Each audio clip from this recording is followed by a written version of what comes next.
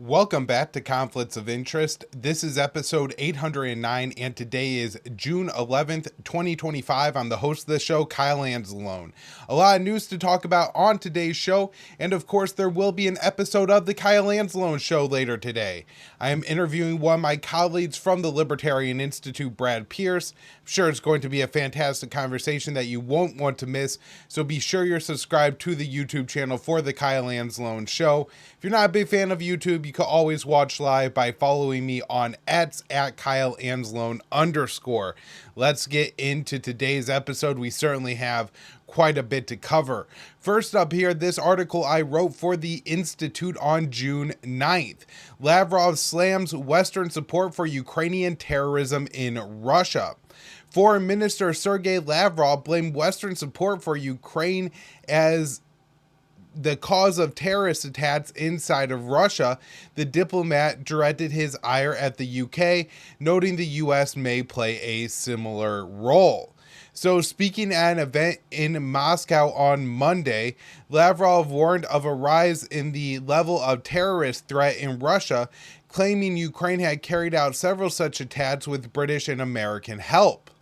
It's obvious that everything is being done by the Ukraine side, but it would be helpless without the support of the British, Lavrov said, according to TASS, although who knows, maybe the US Special Services are also involved there by inertia, but the British are there 100%.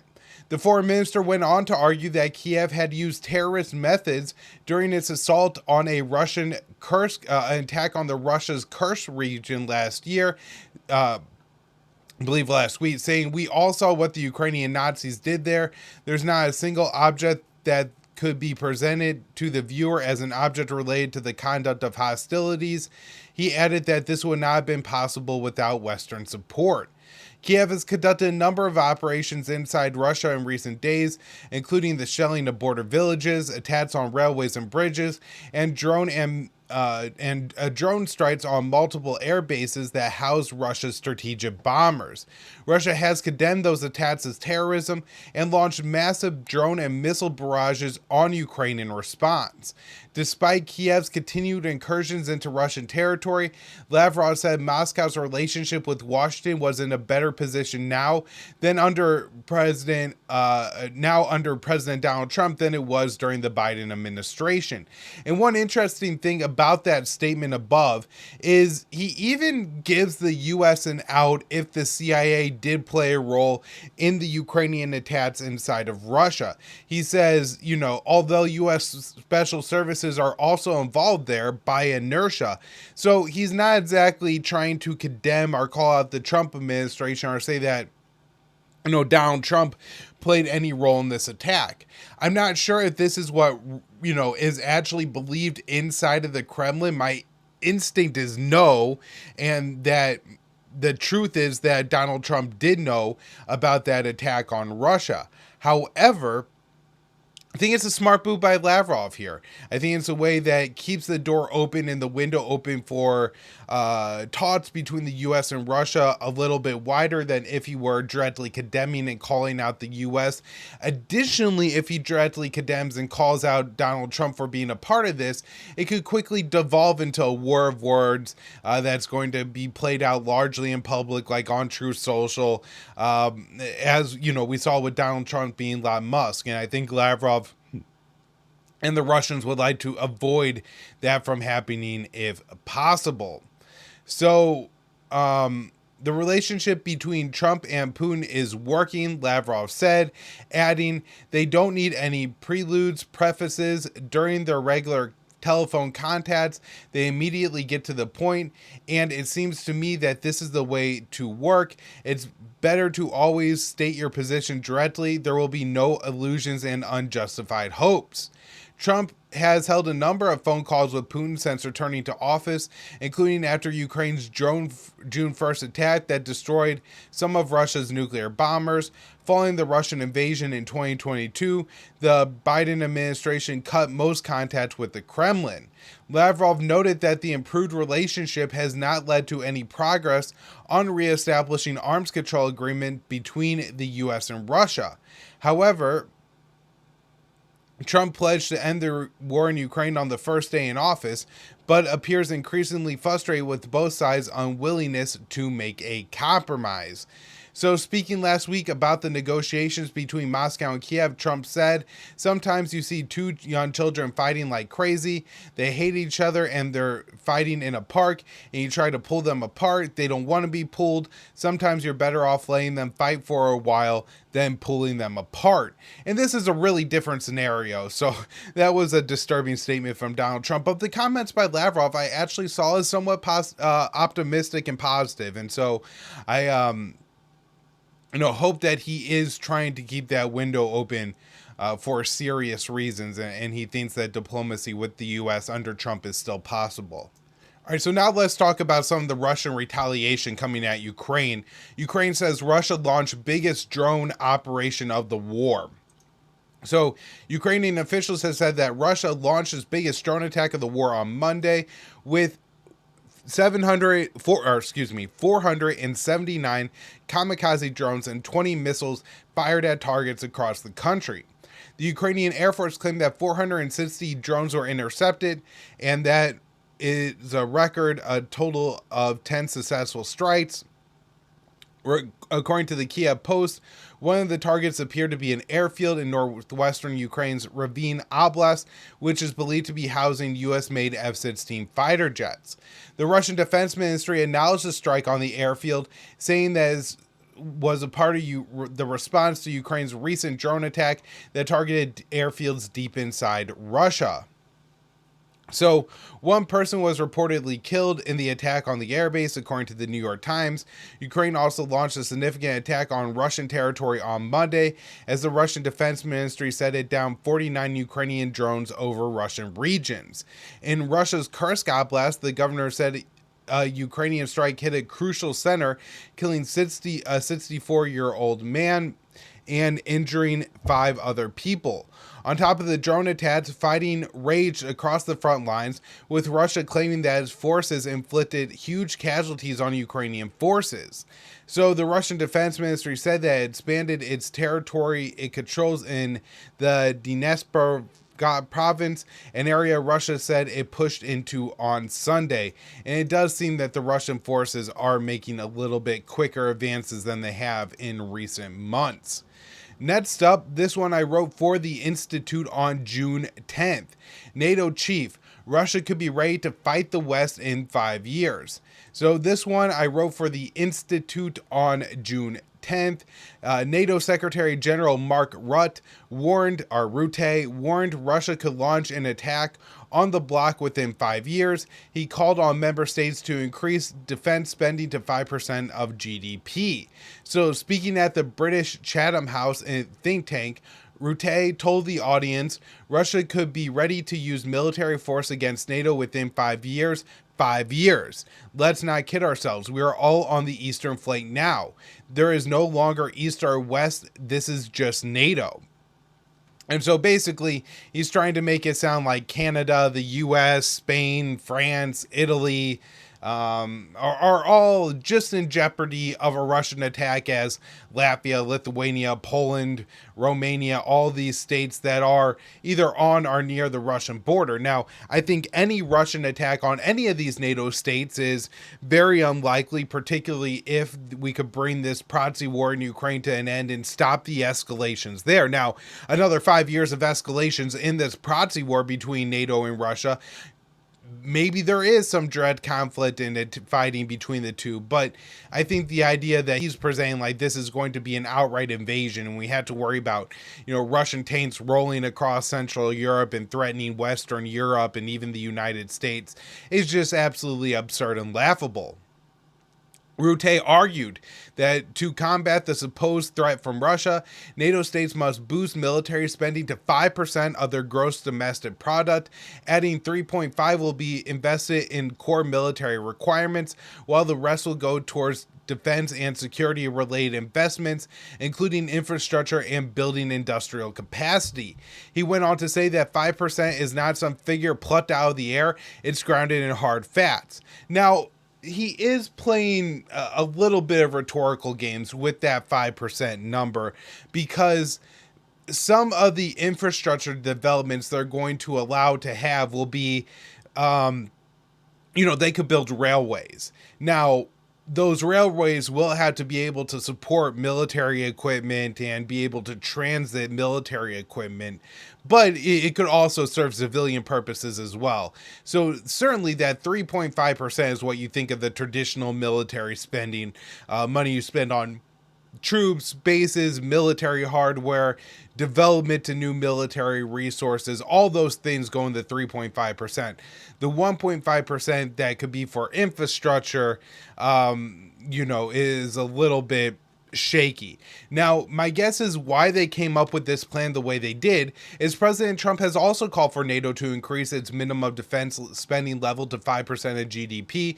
The current requirement is 2%, and only 23 of 32 members meet that threshold. And so it's probably impossible to actually expect that many of these countries that don't even spend 2% of GDP on defense are going to go to 5%. But since there's only 5 countries that spend over 4% or 3% of GDP on defense, you're basically asking the entire 32 member bloc or 27 of the 32 member bloc to double or more their defense spending, which just isn't practical. But to make it look like they're hitting Trump's number in a way that sounds more reasonable, they're saying that we're, going to allow 1.5% to be spent on infrastructure. And so if Germany builds some railway, they could count that towards this 5% total. But again, 3.5%, which is more than even the U.S. currently spends on defense. And I believe the U.S. ranked second among NATO states. Only Poland spends over 4%, according to NATO statistics. The U.S. will have to spend $1.45 trillion to hit the 5% threshold that Trump has called for.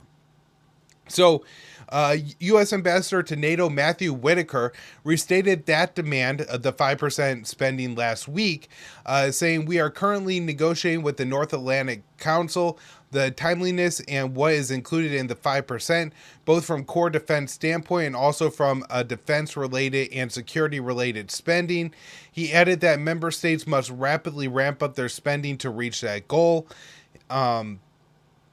So he said, "But let me be clear on this. We cannot have another Wales-style pledge where a lot of allies don't meet the commitments until year 10 or 11. In fact, Spain and Italy are just going to hit that commitment this year, and Canada isn't projected to hit that 2% commitment until 2027. And so there seems to be some ongoing debate as far as when countries are supposed to hit that cap. 2 numbers being debated are 2030 versus 2032. My guess is even if they implement the cap, most countries won't hit it by 2030 or 2032. So not all European nations are on board with Route's demand. French President Emmanuel Macron said Paris could boost defense spending to 3.5% of GDP, but would not agree to 5%. And a British aide said that Route's proposal was unrealistic.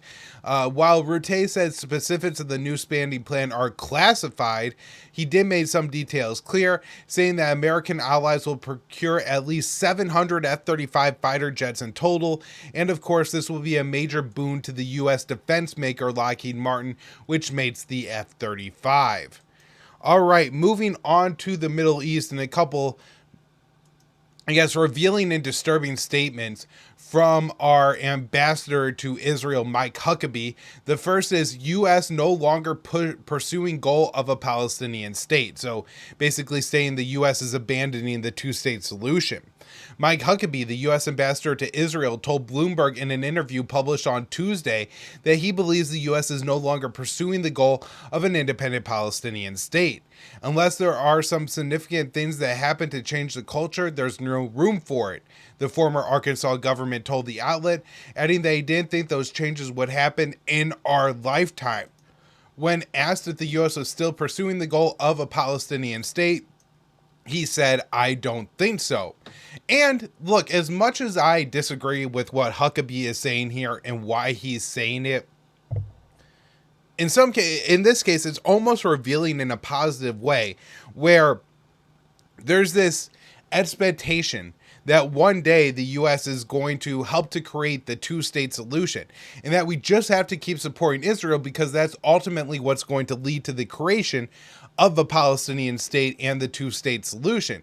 What Huckabee is saying is that we're going to keep supporting Israel, but this isn't about a two-state solution, which is what the truth has been all along. Again, this is more Huckabee revealing the true U.S. American policy rather than the fiction that is usually put forward to Americans. And so there's some positives about that, although generally speaking, I think making the U.S. policy more explicitly pro-Israel and having somebody like Mike Huckabee having such a large role in the U.S. policy is very problematic. Now, another thing that Mike Huckabee made clear in his statement was that if there is ever going to be a Palestinian state, it will never happen in historic Palestine, which is now the territory that Israel claims. And so, you know, this is unsurprising, especially as Huckabee has previously said that there's no such things as Palestine. You know, he is a extremely committed Zionist. All right, next up here, report Mike Huckabee working to keep Netanyahu in power. Now, we will have an update on this article at the end, but just to start with how Dave wrote it, U.S. Ambassador to Israel Mike Huckabee has been working to help keep Israeli Prime Minister Benjamin Netanyahu in power by meeting with members of the coalition in the Knesset who are threatening to dissolve the government.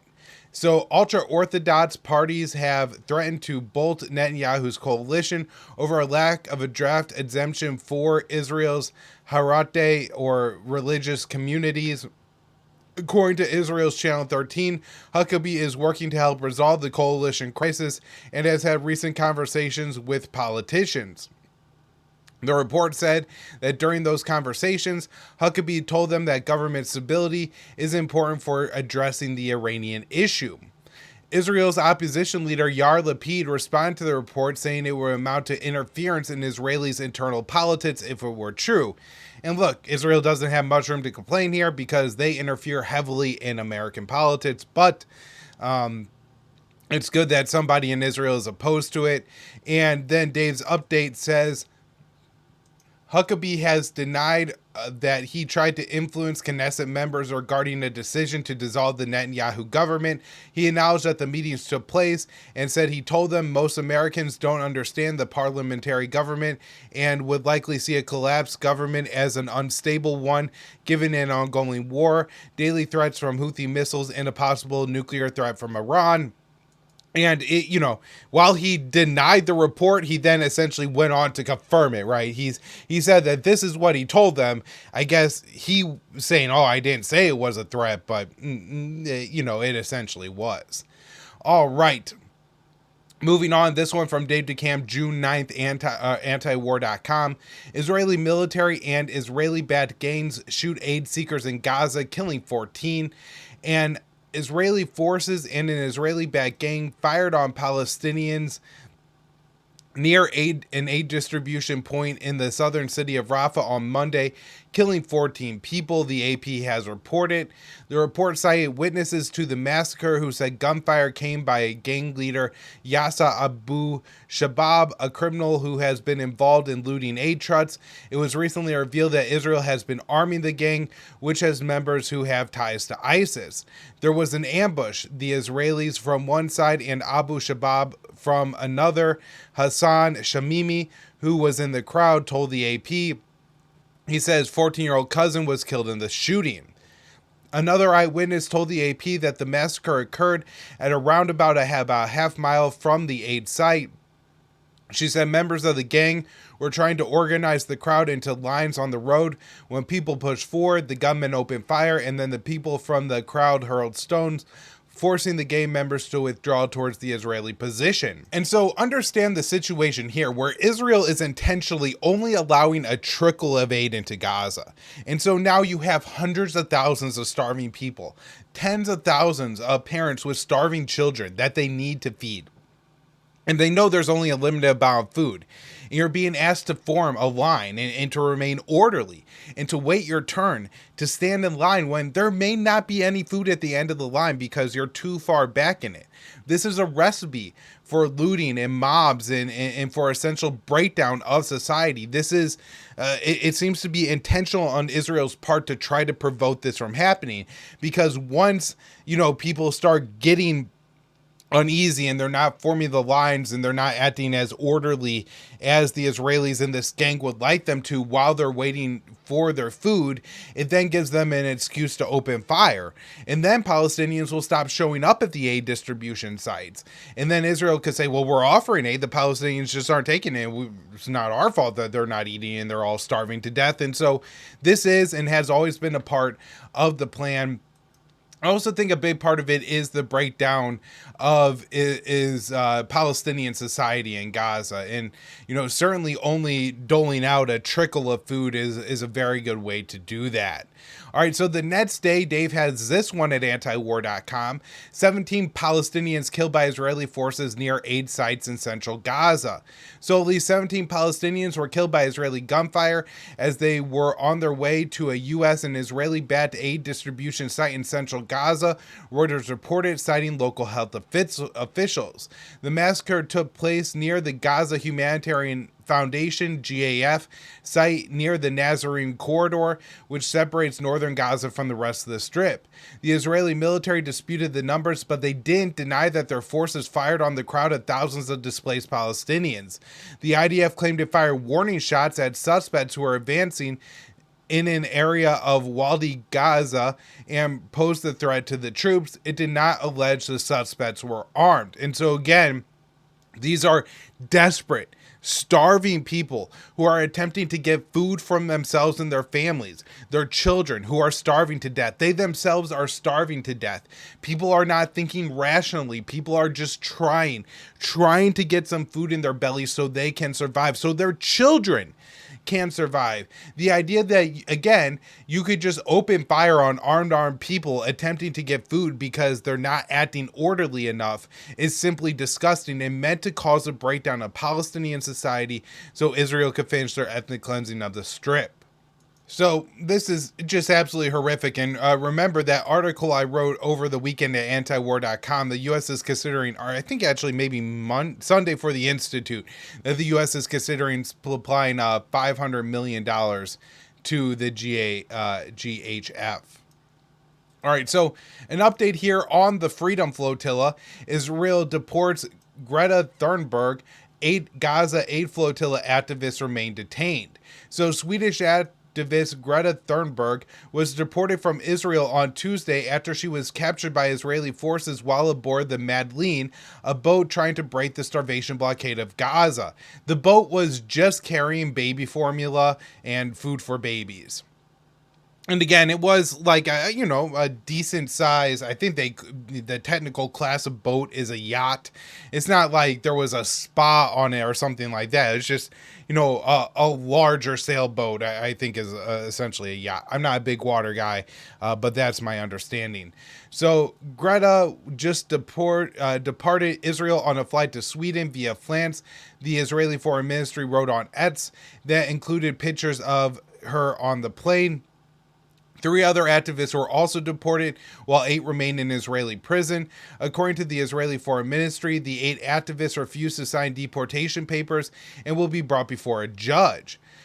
So Greta told reporters when she arrived at Charles de Gaulle Airport in Paris, "We were illegally attacked and kidnapped by Israel and taken against our will to Israel, where we were detained. Some of us were deported, some are still there." When asked about what conditions were her for like an Israeli detention, she said they were absolutely nothing compared to what the people are going through in Palestine, especially in Gaza right now. She added that the seizure of the Madeleine was yet another violation of international rights committed by Israel. The Madeleine was captured by Israeli forces early Monday morning while it was off the coast of Egypt and approaching Gaza. Still in international waters, by the way. The Freedom Flotilla Coalition, the group behind the humanitarian effort, said on Telegram that it confirmed that 4 of the 12 abducted from international waters have been deported, while 8 remain detained. Those who did not consent to leave remain in detention and will be brought before a tribunal. But we know Israel's so-called justice system exists to uphold apartheid, occupation, and colonization, not deliver justice, and they will ultimately be ordered a forced expulsion. And so this is disappointing. It's not like if the Madeleine made it to Gaza that the starvation would have stopped, but it may have been a sign that there was a way for aid groups to circumvent Israel and to eventually get aid to the starving people of Gaza. That's why Israel shut it down, because it's about enforcing a starvation campaign against the people of Gaza. All right, this one from June 9th, Dave DeCamp, antiwar.com. Iran says it will present a counter proposal to U.S. nuclear talks. So the Iranian Foreign Ministry on Monday said it will present a counter proposal to the U.S. offer on a potential nuclear deal. The Iranian Foreign Ministry spokesman said the U.S. proposal is not acceptable to us. It was not the result of previous rounds of negotiation. We will present our proposal to the other side via Oman after it is finalized. The proposal is reasonable, logical, and balanced.